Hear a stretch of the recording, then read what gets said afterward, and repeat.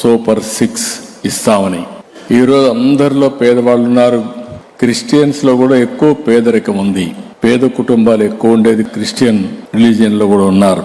అందుకే మీరు చూస్తే ఎన్టీఆర్ భరోసా 4,000, 6,000, 10,000 రూపాయలు, 10,000 రూపాయలు ఇచ్చి వాళ్ళకు ఒక భరోసా కల్పించాం.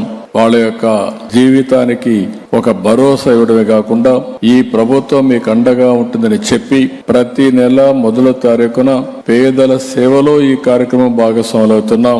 ఏదైనా మర్చిపోతున్నాం కానీ ఈ పేదవాళ్ళకి ఇచ్చే పింఛను మాత్రం మొదటి తారీఖు హాలిడే అయితే ముందు రోజే ఇస్తున్నాం అని చెప్పి కూడా నేను మీకు తెలియజేస్తున్నా.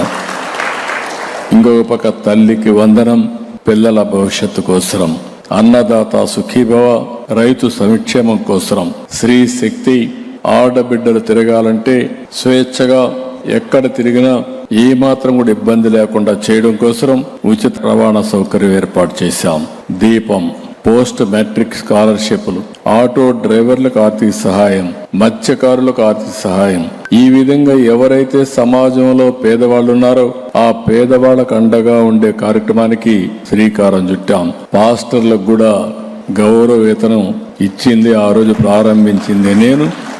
అదే మరిగా ఈరోజు మీరు చూస్తే 44,812 మంది క్రైస్తవ సోదరి సోదరుమణులకి 22 కోట్ల రూపాయలు ఖర్చు పెట్టి సహాయం చేశాం. 8,427 మంది పాస్టర్లకి 5,000 రూపాయల చొప్పున గౌరవ వేతనం ఇస్తున్నాం. అదే సమయంలో మీరు ఒక్కసారి చూస్తే ఈ సంవత్సరం నవంబర్ వరకు మొన్నే ఇచ్చాం. నేను ముందే చెప్పాను ఆర్థిక ఇబ్బందులు ఉన్నాయని, లేకపోతే ఏ మాత్రం కూడా వెనకాడేవాడిని కాదు. ఇప్పుడు మళ్ళీ క్రిస్మస్ వచ్చింది, మీరందరూ కూడా పండుగ చేసుకోవాలి. బకాయిలు మొత్తం మీ పాస్టర్లకు ఇచ్చే బాధ్యత తీసుకుంటామని కూడా నేను మీకు తెలియజేస్తున్నా.